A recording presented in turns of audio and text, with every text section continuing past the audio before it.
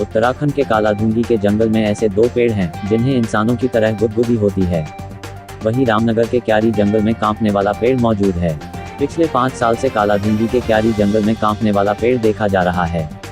पर्यटकों को घने जंगल में कांपने वाले और गुदगुदी वाले ये पेड़ दिखाने के लिए बाकायदा समिति के गाइड जाते हैं।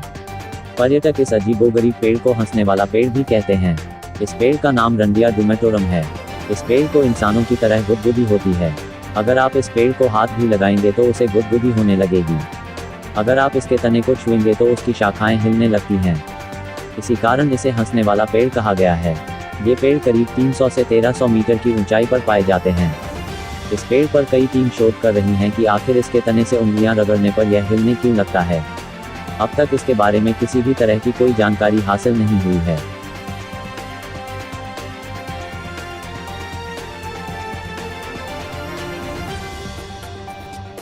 भारत में एक ऐसा पहाड़ी इलाका है जहां बिना पेट्रोल डीजल के गाड़ियां चलती हैं। ये पहाड़ी लद्दाख के लेह क्षेत्र में स्थित है।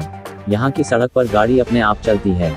इतना ही नहीं, अगर कोई अपनी गाड़ी इस जगह पर खड़ी कर दे तो उसे अपनी वो गाड़ी नहीं मिलेगी। ये सब कैसे होता है, इस रहस्य का अभी तक कुछ पता नहीं चला है। वैज्ञानिकों के अनुसार इस पहाड़ी क्षेत्र में चुंबकीय शक्ति है जो गाड़ियों को करीब 20 किलोमीटर प्रति घंटे की रफ्तार से अपनी ओर खींच लेती है। इसलिए इसे मैग्नेटिक हिल कहा जाता है। इस पहाड़ी पर चुंबकीय प्रभाव इतना ज़्यादा है कि इसके ऊपर से उड़ने वाले जहाज भी इससे बच नहीं पाते हैं। कई पायलट इस बात का दावा कर चुके हैं कि यहाँ से उड़ान भरते वक्त बहुत बार प्लेन में झटके महसूस किए गए हैं। इसलिए उन्हें इन चुंबकीय शक्ति से बचने के लिए जहाज की रफ्तार को तेज करना पड़ता है। इस मैग्नेटिक हिल को ग्रेविटी हिल के नाम से भी पुकारा जाता है। कहते हैं कि इस पहाड़ी पर गुरुत्वाकर्षण का नियम फेल हो जाता है।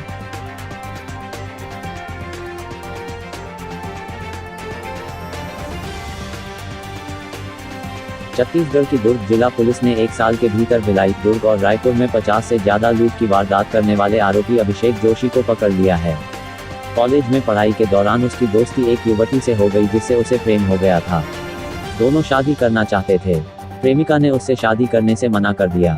इसके बाद उसने करीब 8 साल पहले अपराध की दुनिया में कदम रखा था। अभिषेक ने पहले अपना 2.5 करोड़ का बंगला महज 14 लाख में बेच दिया। इसके बाद वह शातिर लुटेरा बन गया। अपनी खुन्नस निकालने के लिए वह लड़कियों व महिलाओं को अपना शिकार बनाने लगा और 50 से अधिक वारदात उसने की। पुलिस के मुताबिक आरोपी ने पिछले अक्टूबर के महीने में सुपैला, भिलाई नगर समेत अन्य क्षेत्रों में वारदात की थी। घटना का पुलिस को सीसीटीवी फुटेज मिला था। फुटेज से उसकी पहचान हो गई थी। उसके पास अलग रंग की गाड़ी थी।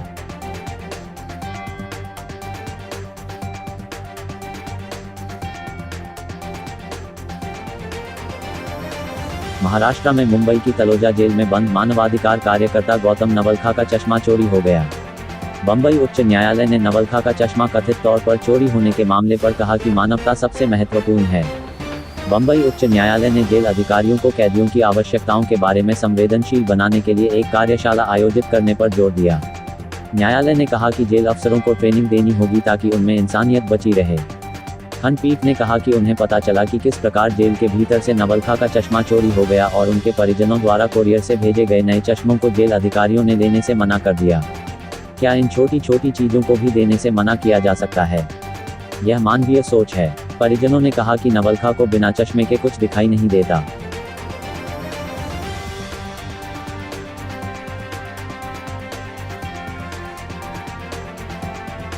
इटली में एक कपल के बीच किसी बात को लेकर ऐसी नोकझोंक हुई कि पति ने खुद को शांत करने के लिए 450 किलोमीटर का फासला पैदल ही तय कर दिया।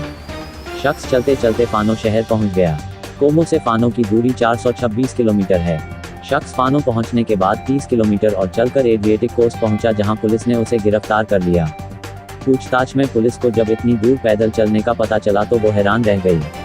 पुलिस को पहले तो विश्वास नहीं हुआ, लेकिन जब छानबीन की गई तो बात सच निकली। पता चला कि इसकी पत्नी ने 1 हफ्ते पहले उसकी गुमशुदगी की रिपोर्ट दर्ज कराई थी। जानकारी मिलने पर पत्नी अपने पति को लेने फानो शहर पहुंची। पति को वापस ले जाने के लिए फानो पुलिस को 400 यूरो करीब 36,000 रुपये का जुर्माना देना पड़ा, क्योंकि उन्होंने कोविड के चलते लागू नाइट कर्फ्यू का उल्लंघन किया था।